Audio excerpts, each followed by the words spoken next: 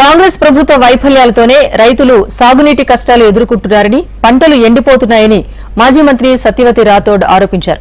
మహబూబాబాద్ జిల్లా నెల్లికుదురు మండల కేంద్రంలోని బీఆర్ఎస్ పార్టీ కార్యాలయంలో పార్టీ శ్రేణులతో కలిసి సత్యవతి రాథోడ్ రైతు దీక్ష చేపట్టారు.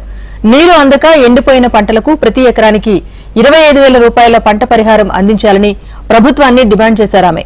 కాంగ్రెస్ ప్రభుత్వం ముందు చూపు లేకపోవటం వల్లనే సాగునీరు, తాగునీటికి కష్టాలు తీసుకొచ్చిందంటూ విమర్శించారు.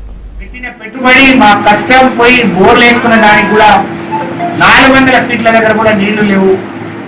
ఇటు పెట్టుబడి పోయింది, మా కష్టం పోయింది, ఇటు బోర్లు పడలేదు. రైతు ఆత్మహత్యలు చేసుకునే పరిస్థితి వచ్చింది. మాకు నీళ్లు ఇవ్వమని చెప్పినారు.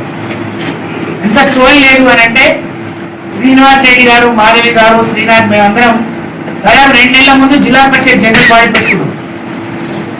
అప్పుడు కాళేశ్వరం నీళ్లు కిందికి వచ్చేటట్టు లేవు, అన్ని గోదావరిలో వదిలేస్తున్నారు, వరి పంట వేసుకోవద్దు అని చెప్పి ఒక సర్క్యులర్ వస్తే మేమందరం అన్నాం.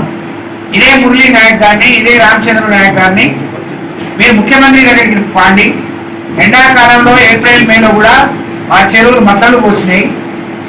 మీరు 83 పిల్లర్లు ఉన్న మేడిగడ్డ ప్రాజెక్ట్ లో ఒక పక్కకున్న 3 పిల్లర్లు కుంగిపోతే కేసీఆర్ ని బదనాం చేయాలని చెప్పి నీళ్లు కిందికి తీసేసి పంపిస్తున్నారు. అట్లా కాదు, నీళ్లు ఉన్నాయి, చెరువులలో ఎన్ని ఉన్నాయి, బావులలో ఎన్ని ఉన్నాయి, బోర్ల కింద ఎన్ని ఎకరాలు ఉంది, అక్కడి నుంచి ఎన్ని ఎకరాలకు నీళ్లు వస్తే ఈ పంటను కాపాడుకోవచ్చు అనేది ఒక పద్ధతి ఉంటుంది. మేము వస్తాం, మీరు ముఖ్యమంత్రి దగ్గరికి తీసుకుపోతారా, మంత్రి దగ్గరికి తీసుకుపోతారా, ఇంజనీర్స్ దగ్గరికి తీసుకుపోతారా, మేము వస్తామని 2 నెలల ముందే చెప్పినాం.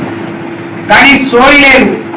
పార్టీలు మారడం, లేకుంటే పార్టీలు రానున్న వాళ్ళ మీద కేసులు బనాయించి వాళ్ళని పోలీస్ స్టేషన్లకు పిలిపించే ఉన్న షోకు సోయి రైతులను ఆదుకోవాలని ప్రభుత్వానికి